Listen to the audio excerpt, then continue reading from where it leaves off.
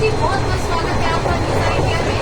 शास्त्री जी मां गंगा को स्वच्छ रखने की मुहिम चला रहे हैं और इसमें ये जो लोग कुंभ में आ रहे हैं वहां पर गंगा को कैसे स्वच्छ रखा जाए इसके लिए लोगों को जागरूक कर रहे हैं और योगी आदित्यनाथ जी की मदद भी कर रहे हैं। इसके अलावा इन्होंने बनारस यूनिवर्सिटी से लेकर कोई और भी बड़े बड़े यूनिवर्सिटी है जहाँ से इन्होंने विद्या अर्जित की है, ज्ञान अर्जित किया है। चलिए आज हम जानते हैं कि गंगा को स्वच्छ करने के लिए किस तरीके से आप कदम उठा रहे हैं, जरा हमारे दर्शकों को विस्तार से बताइए। राधे राधे। आपने सबसे पहले तो खूब अच्छा प्रश्न किया और जैसे ही हमें ज्ञान है वैसे ही हम आप सभी लोगों को सनातनियों को बता रहे हैं।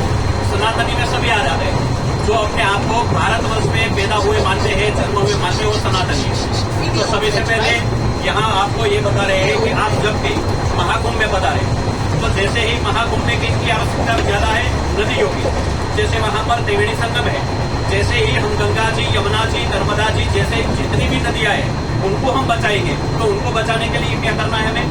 तो सबसे पहले तो हमें वहाँ पर साबुन शैम्पू का प्रयोग नहीं करना है, हमारे कपड़े वहाँ नहीं धोने।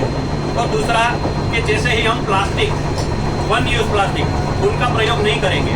दूसरा कि हमारे पूर्वज, आपने कभी कभी सुना है कि हमारे पूर्वजों ने लक्स, हमाम या कोई भी साबुन या शैम्पू का यूज किया हो?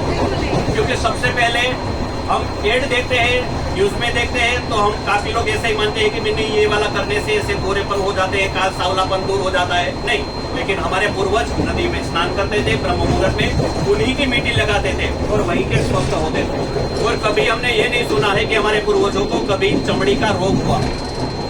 निरोगी आयुष्य प्रदान करते थे, ब्रह्म मुहूर्त में वो लोग स्नान करने जाते थे। जैसे ही भगीरथ राजा ने काफी सारी तपस्या करने के बाद उनकी काफी पीढ़ियां चली गई तो तीसरी चौथी पीढ़ी में बाद में गंगा जी यहाँ पर अवतरित हुई है।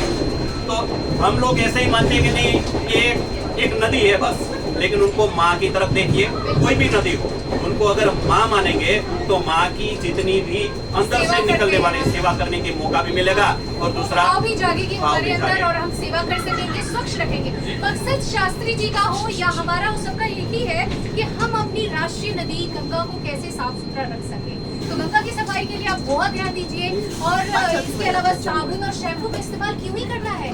गंगा नदी में थोड़ी बहुत मिट्टी आपको जरूर मिलेगी, उसका इस्तेमाल करके देखिए, बहुत ही फायदा होगा। अगर नहीं होता है तो कुछ ऐसी चीजों का इस्तेमाल कीजिए जिससे आपको लाभ हो, प्राकृतिक चीजें हमें लाभ पहुंचाती है। शास्त्री जी आप अभी लोगों को जागरूक करके आ रहे हैं, अभी आप कहाँ गए थे और किस तरीके से आप वहाँ पर जाकर लोगों को जागरूक करते हैं? अभी हम सूरत से गए वृंदावन में श्री भागवत जी की कथा थी। भगवान हरिनाम गुण संकर कीर्तन करने का, श्री बांके बिहारी जी का दर्शन करने का मौका मिला, गिरिराज जी की परिक्रमा करने का खूब अवसर मिला और उसी के साथ साथ वहाँ पर भी जितनी नीट एंड क्लीन थे वहाँ हमें ऐसा हुआ कि नहीं आसानी से ये कार्य हो सकता है अगर हमारे मन में अगर कुछ जागरूकता लानी है, हमारी धरोहरों को, हमारे पूर्वजों को धरोहरों को बचाना है तो ही।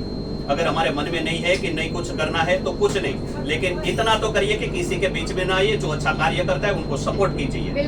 और अच्छा अपना एक साल जब भी हमारा जन्मदिन आवे तो बस हमारे आसपास की नदियों को साफ करने का, न हम केक काटेंगे न ही कुछ और कुछ करेंगे, लेकिन उस दिन माँ गंगा जी को समर्पित करेंगे। और दूसरा कि हमारे प्रतिवर्ष जन्मदिन के अंदर हम एक वृक्ष को उगाएंगे जिन्हें पर्यावरण की शुद्धि भी होगी और माँ गंगा जी के साथ सभी नदियों की सुरक्षा कर सकेंगे। तो एक वृक्ष एक पक्षी, इसे हम बचाने की मुहिम आगे लेकर चल रहे हैं। तभी हमारा पर्यावरण बचेगा और तभी हम प्राकृतिक धरा पर खुशी से रह पाएंगे, क्योंकि प्रकृति की सुरक्षा और संरक्षण दोनों बहुत जरूरी है। और शास्त्री जी इसको लेकर बहुत ही सजग है, तो आप और हम सजग क्यों नहीं? पढ़े लिखे समाज में हम रह रहे हैं तो हम सभी को सजग होना चाहिए, अपनी प्रकृति को बचाना चाहिए।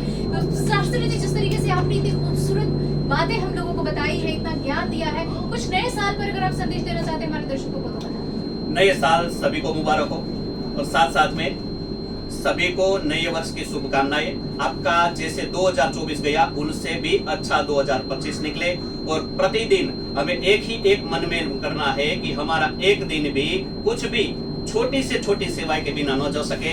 वैसे गौ, गंगा और गायत्री की सेवा करेंगे और साथ में गौरियों को भी माँ भगवती के रूप में पूजने के साथ साथ छोटी छोटी बालाएं हैं, कुछ भी उनको गौरी के रूप में देखेंगे। अगर उनमें हमारी माँ दिख जाती है तो पूरा विश्व माँमय हो जाएगा, कल्याणकारी हो जाएगा।